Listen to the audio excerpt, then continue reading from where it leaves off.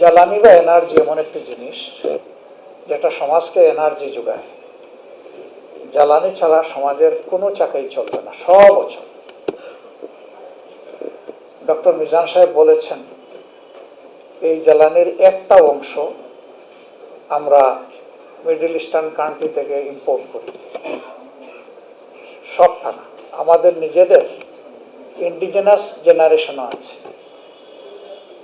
বিশেষ করে পেট্রোল এবং অক্টেনের ক্ষেত্রে এটা মোর দেন 50% কভার। আবার আমরা ব্লু ইকোনমির কথা শুনি, কিন্তু ব্লু ইকোনমিতে আমাদের কয়েকটা জাহাজ চলে আর কয়েকটা মাছ তুলে আনি, এর বাইরে কিছু না। আল্লাহ তাআলা অপুরন্ত সম্পদ রেখেছেন, মিনারেল রিসোর্সেস, আমরা সেগুলো তুলে আনতে পারছি না।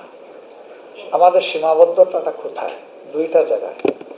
একটা হইল স্বাধীন দেশের স্বাধীন মানসিকতা যেটা থাকা দরকার, নাগরিক এবং দেশ পরিচালনায় যারা আছেন, প্রথমে এটার অভাব। এইটার কারণে নিজেদেরকে আমরা বড় কিছু করার আগে ডাইনে কি বামে কি 10 বার দেখে তারপরে পদক্ষেপ নিতে হয়। এটা একটি স্বাধীন দেশ, স্বাধীন দেশের ডিসিশন হবে স্বাধীনভাবে, আমার ডাইনে ভাবে তাকাতে হবে কেন? অথচ সবাই আমরা স্লোগান দিই, my country first, Bangladesh first. এই স্লোগানের বাস্তবতা তো দেখাতে হবে। মুখের স্লোগান তো শুনতেছি 54 বছর ধরে, এখন প্র্যাকটিসে আনতে হবে। সেই প্র্যাকটিসটা শুরুই হয়। ইভেন দেশের স্থলভাগেও আল্লাহ তাআলা যে অপূর্ব সম্পদ মাটির নিচে দিয়েছেন, সেগুলো সব ক্ষেত্রে প্রপারলি তোলা হচ্ছে না। আবার এখানেও আমাদের নিজস্ব এক্সপার্টাইজকে ডেভেলপ করে আমরা যাতে আমাদের রিসোর্সগুলো নিজেরাই তুলতে পারি, আহরণ করতে পারি, তারও ব্যবস্থা করার কোনো ব্যবস্থা এখানে নাই। আমাদের বাপেক্স আছে, পড়ে আছে। তাদের এক্সপার্টাইজটা আমরা কেন, তাদের স্কিলটা কেন আমরা ডেভেলপ করছি না? আবার তাদের সাথে যখন ইন্টিমেট অ্যাটমসফিয়ারে কথা বলার সুযোগ হয়, তখন বলা হয় যে আমাদেরকে তো ফ্রোজেন করে রাখা হয়েছে, যেটুকু আমাদের স্কিল আছে এটাও তো ইউটিলাইজ করতে দেওয়া হচ্ছে না। এটা দিলে তো কাজের মধ্য দিয়ে আমাদের স্কিল বেড়ে যেত। কেন? এখানেই বেস্টেড ইন্টারেস্টের প্রশ্ন। Alternate energy, save energy, green energy এখন দুনিয়ার উন্নত দেশগুলো প্র্যাকটিস করে। তারা লিকুইড এবং গ্যাসিয়াস এনার্জির যে রিসোর্স, এটা থেকে তারা বের হয়ে আসতেছে। একদিকে এনভায়রনমেন্টাল পলিউশন থেকে তারা বাঁচতেছে, আরেকদিকে পরনির্ভরশীলতার জিঞ্জির তারা ছিন্ন করে ফেলতেছে। আমাদের দেশে হচ্ছে না, কেন হবে না? ওই এখানেও ঘুরে ফিরে সিন্ডিকেশন, পলিটিক্যাল সিন্ডিকেশন। যতগুলা বড় সিন্ডিকেশন দেশে হয় আমাদের দেশে, সবগুলার পিছনে রুলিং পার্টি যারা, তাদের হাত থাকে। অতীতেও ছিল, এখনো আছে, তার কোনো পরিবর্তন হয়নি। এনার্জিতে এখন হাহাকার। তেল আছে শুধু সংসদে, বাংলাদেশে নাই। সংসদে যখন ইনকামবেন্ট মিনিস্টার কোনো বিবৃতি দেন অথবা সরকারি দলের ট্রেজারি বেঞ্চ থেকে কেউ কথা বলেন, তখন মনে হয় যে তেলের উপর বাংলাদেশ ভাসছে। শুধু কিছু অসৎ চুরচুট্টা মানুষের কারণে আমরা সমস্যায় পড়ে গেছি। এবং এটাও বলা হয় যে আগের থেকে তেলের যে স্বাভাবিক চাহিদা ছিল, ইরান ভার্সাস ইসরায়েলের এই যুদ্ধ বাধার পরে এখন এই চাহিদা অনেকে বাড়াই দিচ্ছে। আচ্ছা, ভালো কথা, তো চাহিদাটা পূরণ করবে কখন? যাওয়া আসা আপনারাও করেন, আমরাও করি। আমি রাত্রে 3টার দিকে একবার এই শহরে ঘুরালাম। ভাবলাম যে দিনের বেলা বোধহয় এই কিউগুলা হয়, গাড়ি ঘোড়া, মোটর বাইক এগুলা। দেখি রাতের দৃশ্যটা কি শেষ সাথে কি দেখি সেম এন্ড সিমিলার। ওখানে শুধু মোটরসাইকেল একটু কম দেখলাম, কিন্তু গাড়ির কোনো অভাব দেখলাম না। কিলোমিটার্স আফটার কিলোমিটার্স একের পিছনে আরেকজন লাইন দিয়ে দাঁড়ায় আছে, স্টিল হুইলগুলো মুভ করছে না। কার এমন গরজ লেগেছে 5 ঘন্টা, 7 ঘন্টা, 8 ঘন্টা কিউতে দাঁড়াইয়া এখান থেকে বাড়তি তেল নেবে, তার ডিমান্ডটাই পাচ্ছে না। একদিকে এই দৃশ্য, আরেকদিকে চুরাই বাজারে 2.5 গুণ দামে আবার 3 গুণ দামে সেই তেল আবার বিক্রি হচ্ছে। এরা কারা? মাঝে মাঝে লোক দেখানো কিছু অপারেশন আমরা দেখি, এই সবগুলার পিছনে ফুটের জোর আছে বলে এগুলা হচ্ছে। মরার উপরে খাড়ার ঘা, বাইরে থেকে 3 গুণ 2.5 গুণ দামে যে তেল কিনতেছেন, টাকা তো যাচ্ছেই পকেট থেকে, বাড়তি ওই তেলের সাথে বেজাল কি মিশিয়ে বিক্রি করতেছে তাকে জানে। এবং অনেকেই এখন কমপ্লেন করছেন, তেল তো বললাম, গাড়ির তো চাকা ঘুরে না। একদিকে মানুষের পকেট কাটা হচ্ছে, আরেকদিকে এই মানুষগুলোর সম্বলগুলোকেও ধ্বংস করে ফেলা হচ্ছে।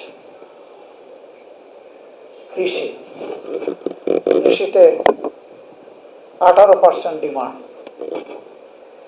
আমাদের ডক্টর মিজান সাহেব তার এখানে যে কৌশলপত্র তিনি পেশ করেছেন, বলেছেন যে এইটাকে অগ্রাধিকার দেওয়া। আসলে একটা সমাজ চলতে হলে 3টা ইন্ডাস্ট্রিকে ইকুয়াল এমফেসিস দিতে হবে। সেইটা দেশ এবং জাতির অবস্থার উপরে নির্ভরশীল। আমাদের দেশ কৃষি নির্ভর এখনো, এটা পাবে 1 নম্বর এমফেসিস। 2 নম্বর আসবে ইলেকট্রোমেকানিক্যাল ইন্ডাস্ট্রি। এগ্রো বেসড ইন্ডাস্ট্রির পরেই আসবে 2 নম্বরে ইলেকট্রোমেকানিক্যাল ইন্ডাস্ট্রি। আর এই দুইটাকে আকাঙ্ক্ষার আলোকে, প্রত্যাশার আলোকে, মানসম্মতভাবে যদি এখান থেকে সার্ভিস নিতে হয়, তাইলে এই দুইটার উপরে যে ইন্ডাস্ট্রি, এটা হচ্ছে হিউম্যান রিসোর্স ইন্ডাস্ট্রি। আমাদের 3টাতেই বেহাল দশা। হিউম্যান রিসোর্স ইন্ডাস্ট্রির এখন আছে আইসিইউতে,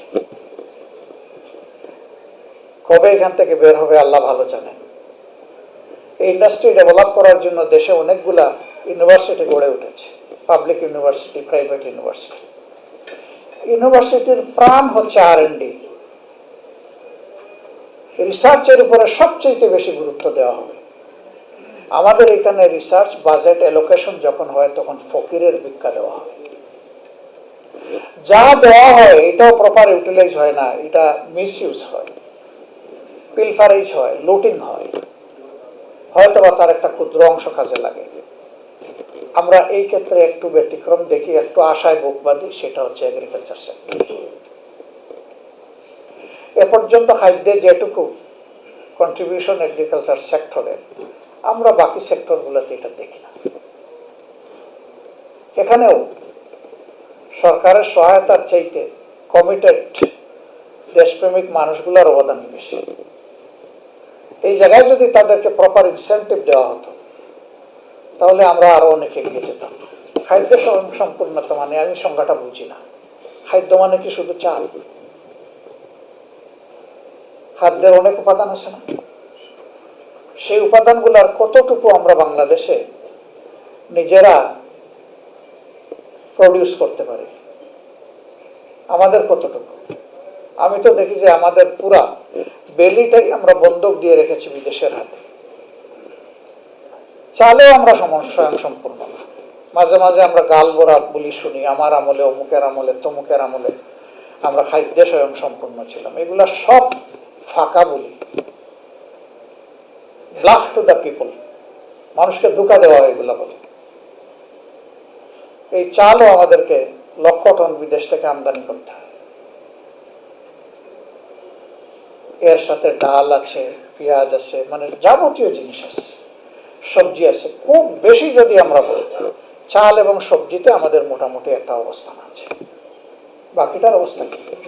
পুরা গরম মশলার বাজার আমাদের বন্ধ, আমাদের কোন প্রোডাকশনই নাই। অথচ বড় গলায় বলতেছে খাদ্যে আমরা স্বয়ং সম্পূর্ণ। এটা একটা আনট্রু কমেন্ট। এখন এই খাদ্যে কৃষকরা যারা খাদ্যটা ফলাবে, আল্লাহর আসমান থেকে বৃষ্টি যদি ধরে আলহামদুলিল্লাহ, তো তো বৃষ্টি তো সবসময় সব দিনে ঝরে না, কিন্তু ধানের যে গাছগুলা তাদের তো পানির প্রয়োজন হয়, তো এটা সেচের মাধ্যমে পূরণ করতে হয়। সেচ পাম্প চালাতে গেলেই তো তাকে জ্বালানিতে আসতে হবে। এখন সেই জ্বালানির কেইন নিয়ে কৃষক এক পাম্প থেকে আরেক পাম্পে দৌড়াদৌড়ি করতেছে, পাচ্ছে না। এখানেও সিন্ডিকেশন দেখতেছেন যে জ্বালানি মজুদ আছে, সাইন লাগিয়ে রাখছে, এখানে জ্বালানি নাই, তেল নাই, পরে আবার ধরা পড়ছে এখানে আছে। এই তেলটাই বাইরে বাজারে পাচার করা হচ্ছে, ওখান থেকে বিক্রি হচ্ছে। ওখানে বিক্রি করতে গিয়ে তাকে বাড়তি টাকা গুনতে হচ্ছে। আবার তার পাওয়ার টিলার নষ্ট হওয়ার সম্ভাবনা আছে, পাম্পটাও নষ্ট হয়ে যাবে যদি ভেজাল কিছু ওখানে ঢোকে। এই যদি দুষ্ট চক্র চলতেই থাকে, তাহলে বড় মৌসুমের যে খাদ্যের প্রাপ্তিটা আমাদের, যদিও এটা এখন কাটার সময় এসে গেছে, সাফারিং যা হবার হয়ে গেছে, কিন্তু এরপরে আউশেও যদি এটা কন্টিনিউ করে, ইতিমধ্যেই বিশ্ব খাদ্য সংস্থা থেকে শুরু করে জাতিসংঘ থেকে শুরু করে সবাই ওয়ার্নিং দিচ্ছে, যদি যুদ্ধ এখন থামেও তারপরেও তার প্রভাব কয়েক মাস চলবে।